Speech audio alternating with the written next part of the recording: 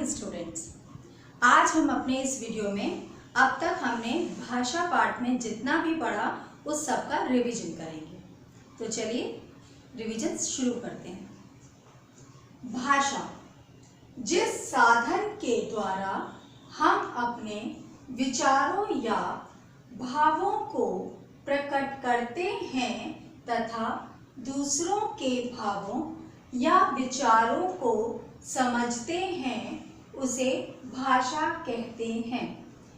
भाषा के रूप मौखिक, लिखित, सांकेतिक। बच्चों, मैंने आपको इससे पहले वीडियो में बताया था कि भाषा हमारा एक दूसरे को अपने विचार और भावों को आदान प्रदान करने का साधन है और इसे हम 3 प्रकार से एक दूसरे तक पहुंचा सकते हैं।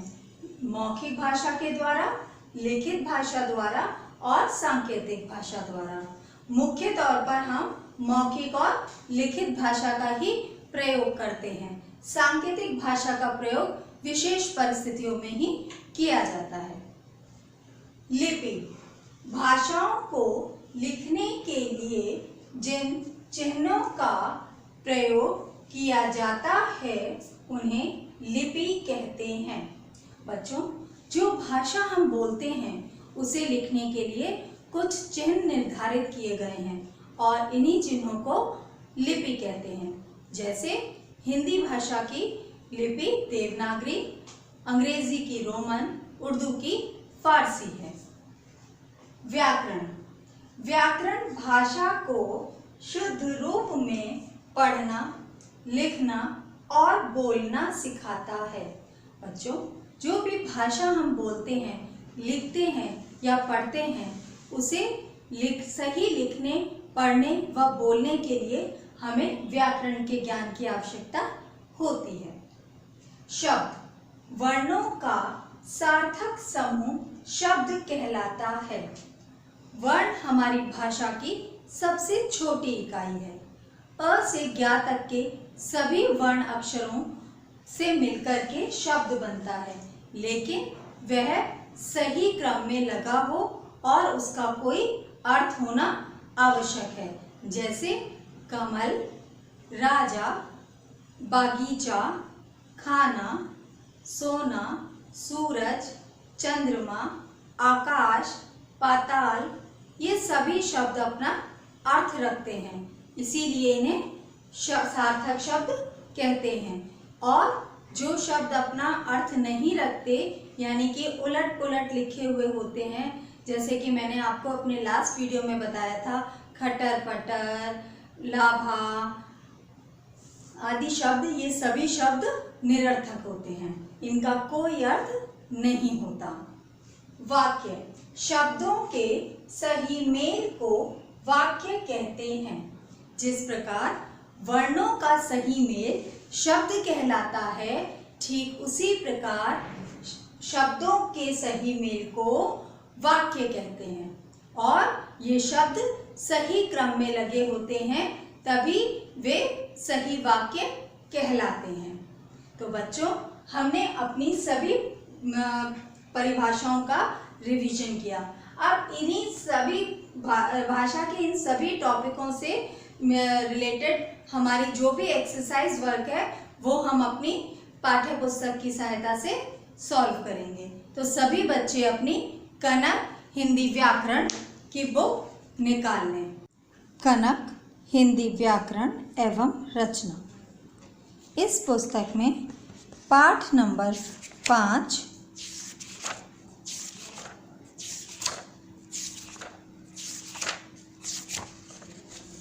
शब्द और वाक्य, इसकी अभ्यास कार्य इसका पेज नंबर 16।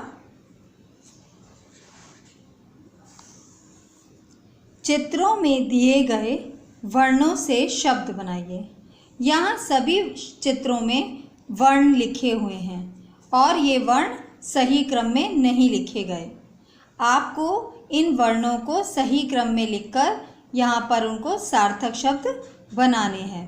जैसे म आ, आम, लफू, फूल, ड़ियागु गुड़िया, तीली तितली, तबख बतख, यालीतो तौलिया।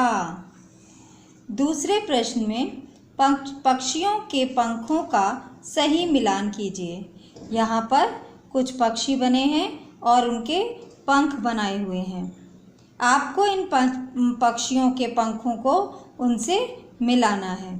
जैसे तोते का पंख हरा होता है, उसे हरे पंख से मिलाया हुआ है। चिड़िया, ये ऑरेंज और ब्लू कलर की जो ये चिड़िया है, इसको इसके इस पंख से मिला देंगे। कौवा काले रंग का होता है, इसको इसके काले पंख से मिलाया। और मोर के पंख हम सभी जानते हैं कि वो कैसे होते हैं। एक्सरसाइज नंबर 3, वर्ण पलटकर शब्द बनाइए। यहाँ पर कुछ वर्ण लिखे हुए हैं शब्दों के रूप में, और इन वर्णों को हमें दोबारा से पलटकर एक नया शब्द बनाना है। जैसे राखी खीरा, दया याद, नाच चना, लाके केला, रखी खीर, मना नाम। समान तुक वाले शब्द लिखिए। मेला, केला, ठेला, चेला, रेल, ठेल, मेल, सेल, जाली, काली, लाली, माली, ऐसा, कैसा, पैसा, सेसा। शब्दों को सही लिखी जगह पर लिखिए और वाक्य बनाइए। तैरती मछली पानी में है। बच्चों, ये सारे शब्द गलत वर्ण क्रम में लिखे हुए हैं, जिससे ये सही वाक्य नहीं बने हुए। हमें इन सभी शब्दों को सही क्रम में लगाकर दोबारा से सही वाक्य बनाने हैं। मछली पानी में तैरती है। ताकतवर हाथी है। ताकतवर हाथी है? नहीं, हाथी ताकतवर है। होता लाल टमाटर है। ऐसे बोलते हैं क्या हम? नहीं ना, टमाटर लाल होता है, ये सही वाक्य बनेगा। नाम नीता है मेरा। नाम नीता है मेरा? ना ना, मेरा नाम नीता है। पेड़ तोता से उड़ा। तोता पेड़ से उड़ा। पेड़ थोड़ी ना तोते से उड़ता है, तोता ही तो पेड़ से उड़ता है ना। चित्र देखकर संयुक्त वर्णों से शब्द बनाइए। ब गुब्बारा, नन अन्न, मम अम्मा, पप चप्पल, तत् पत्ता, चत अच्छा। ये सभी अभ्यास कार्य सभी बच्चे बहुत ध्यान से अपनी पाठ्य पुस्तक में ही पूरा करेंगे और इसे ध्यानपूर्वक पढ़ेंगे। बच्चों, इस वीडियो के साथ आपको एक असाइनमेंट भेजा जाएगा और आपको वह असाइनमेंट अपना व्याकरण की कॉपी नंबर 2 में साफ, सुंदर और अच्छी हैंडराइटिंग में लिखना है।